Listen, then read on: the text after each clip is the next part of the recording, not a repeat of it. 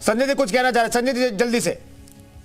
देखिए, यही होता है कि जिनकी सरकार, जिनके पितामह उत्तर प्रदेश में युवा नकल करे, इसके लिए मुलायम सिंह यादव जी की हमें सरकार याद है।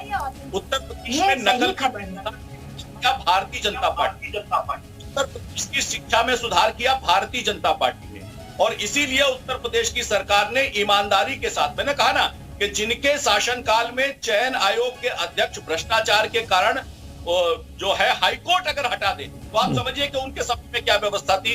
बेहतर व्यवस्था के साथ और उत्तर प्रदेश में कानून के आधार पर, ईमानदारी के आधार पर हमने चयन करके नौकरी की है। हम कुछ नहीं दे सकते। केंद्र की सरकार सारा लूट करके अमित शाह को देगी, अमित शाह अपने बेटे को देंगे, यही करेंगे आप लोग। आपने किया क्या है? सारी यूनिवर्सिटीज के फंड को नहीं, नेहा जी आप ऐसे आरोप लगाएं, कुछ सबूत देंगे भाई। किसी का भी नाम लेना, नेहा जी, किसी का भी नाम लेना चैनल डिबेट में सही नहीं है। कुछ सबूत तो दीजिए। आपके राष्ट्रीय अध्यक्ष पैकेज की बात करते हैं राज्यसभा चुनाव में, लेकिन वो पैकेज है कौन सा और किसे पैकेज दिया गया? सिर्फ आरोप लगा करके निकल जाना ये सही संस्कृति नहीं है। मिला और उस रसगुल्ले में क्या क्या भर के मिला, ये तो यही बताएंगे इन्होंने क्या भर के रसगुल्ला खिलाया था, ये तो यही बताएंगे। संजय जी जल्दी से फिर मनीष जी के पास जाऊंगा मैं।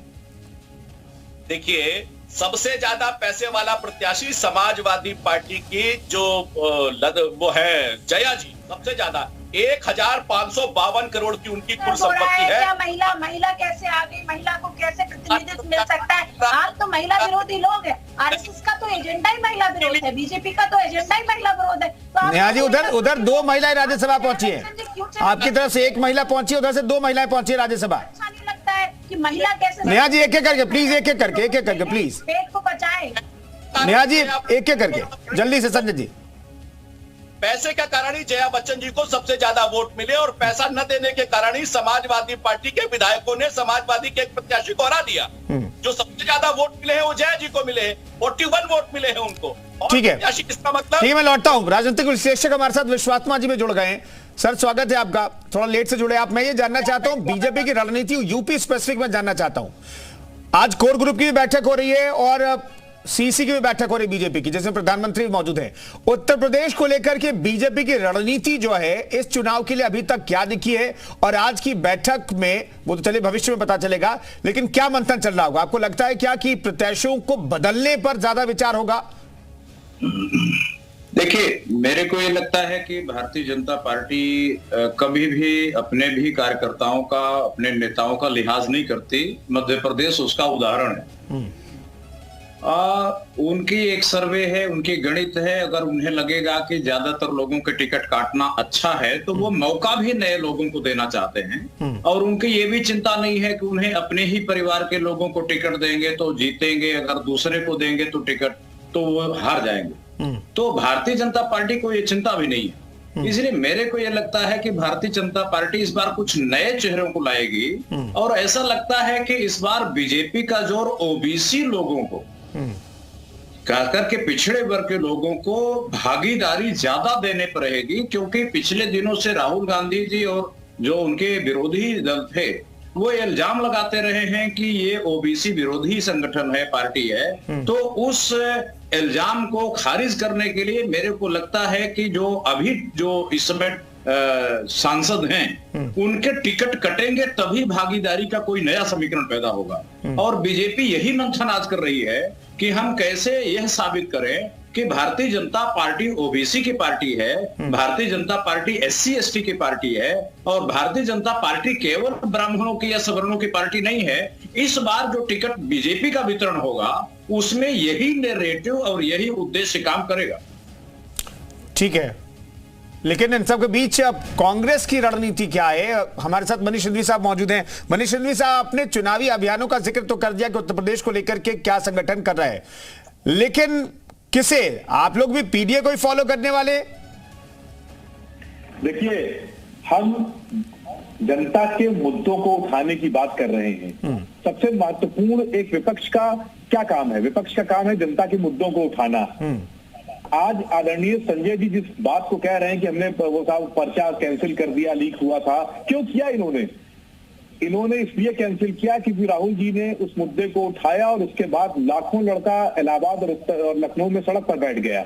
मैं इनसे सवाल पूछना चाहता हूं कि जुलाई 17 में जो पर्चा लीक हुआ था यूपी पुलिस का, जिसमें 20 लाख से ऊपर अभ्यर्थी थे, उसका क्या हुआ? मैं इनसे पूछना चाहता हूं कि सितंबर 2018 में ट्यूबवेल ड्राइवर का जो पर्चा लीक हुआ था, जिसमें 2.5 लाख से ऊपर लड़कों ने एग्जाम भरा था, उसका क्या हुआ? मैं इनसे पूछना चाहता हूँ नवंबर 21 में यूपी टेस्ट 21 लाख से ऊपर बच्चों ने फॉर्म भरा था। मनीष जी, पर्चा लीक पर हम चर्चा कर चुके हैं। पर्चा लीक पर हमने उस दिन भी चर्चा की थी जिस दिन पर्चा लीक के मामले में मुख्यमंत्री एक्शन में आए, जिन्होंने परीक्षा खत्म रद्द कर दी और नई परीक्षा के लिए कह दिया कि भाई 6 महीने बाद परीक्षा होगी। तो आप सिर्फ परीक्षा पर चर्चा करना चाहते हैं, पर्चा लीक पर चर्चा करना चाहते हैं? 60% युवा है इस देश में, आप उस पर बात ही नहीं करेंगे। सिर्फ एक एग्जाम इन्होंने कैंसिल किया है और मैं कह रहा हूँ कि 2017 से 12 परीक्षाओं में पर्चे लीक हुए हैं, उसका क्या होगा? आप कहकर बच नहीं सकते कि साहब मैंने एक परीक्षा लीक कैंसिल कर दी। दूसरी बात मैं पूछना चाहता हूँ, आप कह रहे साहब जीडीपी की ग्रोथ रेट बढ़ गई। जीडीपी की अगर ग्रोथ रेट बढ़ गई तो 80 करोड़ से ऊपर लोग राशन क्यों लाइन में लगकर ले रहे हैं? अगर जीडीपी बढ़ गई है तो नेशनल फैमिली हेल्थ सर्वे का जो 5वां राउंड, जो पैसा गरीबों को बच रहा है वो भी तो इकोनॉमी में रिवॉल्व होता है।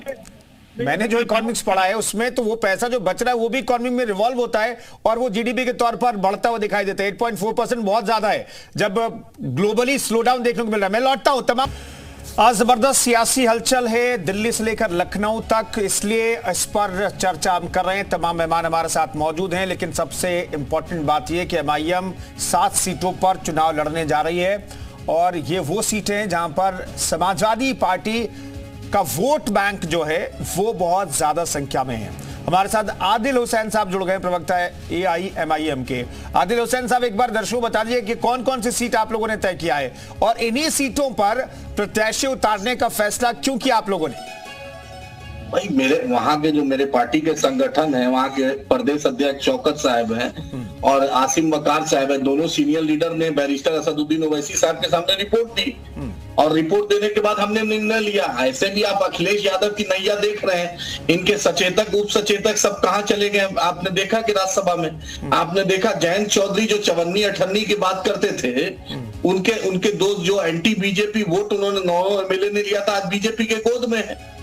मेरे मुद्दे पर ना अखिलेश बोलते हैं, ना तेजस्वी बोलते हैं, ना ममता बोलती है, ना केजरीवाल बोलते हैं। अरे हम भी तो रजिस्टर्ड है। जब अखिलेश यादव मध्य प्रदेश, राजस्थान, बिहार, बंगाल, कर्नाटका, गुजरात लड़ सकते हैं तो एमआईएम भी लड़ सकती है। जब ना आप मेरे मुद्दे पर बोलिएगा, ना मेरे साथ सहानुभूति दीजिएगा। इंडिया गठबंधन में बहन जी जो पूरे हिंदुस्तान में सबसे बड़ी दलित की लीडर है, आप उनको नहीं रखा। ट्राइबल के लीडर छोटू भाई वासवा साहब को नहीं रखा। आप मुस्लिम लीडरशिप में बदरुद्दीन अजमल साहब को और बैरिस्टर असदुद्दीन ओवैसी साहब को नहीं रखा। ये 50-55% वाली आबादी को आप नहीं रख रहे हैं और उसके बाद अखिलेश यादव चाहते हैं कि उसको हरा देंगे, तेजस्वी यादव चाहते हैं कि भाजपा को हरा देंगे। अरे भाजपा को हराने के लिए सबको कलेक्टिव लीडरशिप पे आना पड़ेगा। बहन जी को क्यों नहीं रखा आपने? हम तो चाहते हैं कि बहन जी आए, इस गठबंधन को लीड करें। देखिए प्रधानमंत्री का चेहरा घोषित कीजिए। आदिल हुसैन साहब, बहन जी तो अकेले लड़ना चाहती हैं। सर आप उनको जगह ही नहीं दीजिएगा, सम्मान नहीं दीजिएगा, धोखा दीजिएगा। अखिलेश यादव उनको जिस तरीके से बोलते हैं, अरे बड़ी है, 4 बार की चीफ मिनिस्टर। अखिलेश यादव तो अनुकंपा में बहाली हुई है। बहन जी ने संघर्ष करके उस जगह पे लिया है। आप उनको प्रोजेक्ट कीजिए प्रधानमंत्री का। देखिए भारत में क्या जलवा होगा। एक दलित की बेटी अगर प्रधानमंत्री बनती है, इससे बड़ा गौरव की क्या बात हो सकती है? आदिल साहब दो जवाब। आदिल साहब 2 जवाब। आप कह रहे हैं कि भाई हमारी बात नहीं करते, हमारी बात नहीं करते, इससे क्या मतलब है? मैं तो थोड़ा बहुत समझ रहा हूं, लेकिन दर्शक हो सकता है ना समझो। मैं ये जानना चाहता हूं, हमारी बात नहीं करते अखिलेश यादव से क्या मतलब है? दूसरी बात यह है कि क्या आपको नहीं लगता कि आप अगर उन्हीं सीटों पर चुनाव लड़ेंगे तो आप विपक्ष को ही डेंट करेंगे? क्योंकि आरोप अभी आने वाला है। निहाल जी हमारे साथ मौजूद है, मनीष जी हमारे साथ मौजूद है। आरोप मढ़ा जाएगा आप पर। हम थे जगन की, रोसैया की, किरण कुमार रेड्डी की सरकार, हमने मदद की। तब हम बी टीम नहीं थे। जब मीरा कुमार को राष्ट्रपति जब चुनाव हुआ था, मदद किए। प्रणब मुखर्जी को हमने मदद किया जिताने में। जब न्यूक्लियर डील में यूपीए की वकालत किए थे, तब हम क्या थे? आप ही बताइए। तेलंगाना में कांग्रेस की सरकार, एक मुस्लिम मिनिस्टर नहीं है बॉस, एक मुस्लिम मिनिस्टर एमएलसी नहीं है। मुसलमान को उन्होंने राज्यसभा भी नहीं दिया। अखिलेश यादव ने 34 मुस्लिम एमएलए, मुसलमानों ने 83% अखिलेश यादव को वोट दिया। एक मुस्लिम को राज्यसभा देने के लिए अखिलेश यादव का दिल नहीं हुआ। आप बोलिए शफीकुर रहमान बर्द साहब दुनिया से चले गए, उनके जनाजे पे भी ना अखिलेश जी, ना शिवपाल जी, ना कोई उनका गया। क्या यही सम्मान मुसलमान को देना चाहते हैं? आपके लिए जवानी कुर्बान कर दे, आपके लिए सब कुछ कर दे। मुजफ्फरनगर किसके वक्त हुआ? उस आजादी के बाद सबसे बड़ा दंगा और सबसे बड़ा जो हुआ वो मुजफ्फरनगर हुआ और वहां पर सैफई में नाच चल रहा था। अखिलेश यादव को वही ठीक है, आदिल जी हमारे साथ बने रहिए। नेहा जी जवाब देंगी। नेहा जी, मुस्लिमों की आप लोग बात नहीं करते, मुस्लिमों का वोट तो ले लेते हैं लेकिन बात नहीं करते। शफीकुर रहमान बर्क के जनाजे में नहीं गए, ये आरोप लगा रहे हैं आदिल साहब। ये देखिए, ये ऐसे अजीबोगरीब नमूने ला करके आप लोग अपने चैनलों पे बैठ कर के डिबेट को प्लीज खराब ना कराया करिए कि कुछ भी बोलेंगे अनाप शनाप भी अच्छा और शोभा नहीं लगता। नहीं, नेहा यादव भी किसी के लिए इस तरह के शब्दों का इस्तेमाल करना भी सही नहीं है। नेहा जी प्लीज, औकात में रखिए अखिलेश यादव। नेहा जी प्लीज, इस डिबेट में बैठा हर व्यक्ति सम्मानित है। नेहा जी प्लीज, चैनल पे बैठकर मेरे नेता के खिलाफ बोलेंगे, वो भी अनाप शनाप बोलेंगे, मैं बर्दाश्त नहीं करूंगी।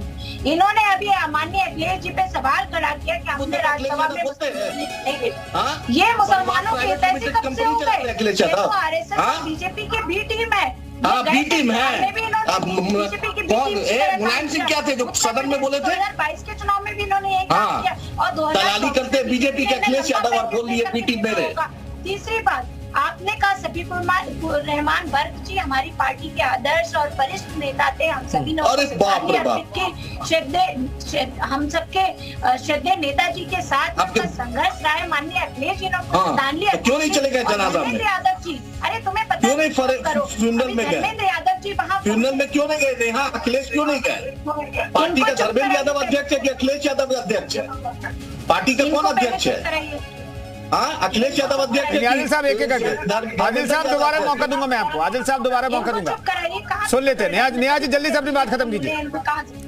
मैं अभी इन्होंने सवाल किया कि परिवार से कोई नहीं किया, अब इनको दर्द हो रहा है। अरे परिवार से नहीं, मैं अखिलेश यादव की बात कर रहा हूँ। भाई अखिलेश जी परिवार के आपके तो चिंटू पिंटू सब परिवार में। चुनाव चल रहा था, वोटिंग चल रही थी, शफीकुर रहमान बर्क जी गलत पार्टी से विधायक है, वो यहाँ उपस्थित थे, उनके साथ पूरी पार्टी के लोग प्राइवेट जेट से गए थे। उसी दिन गए थे पार्टी के समस्त नेता, उसी में धर्मेंद्र जी भी उस दिन वहां पहुंचे थे। ठीक है आदिल साहब, मैं आपके पास लौटता हूँ लेकिन उससे पहले मनीष जी से भी एक रिएक्शन लेता हूँ।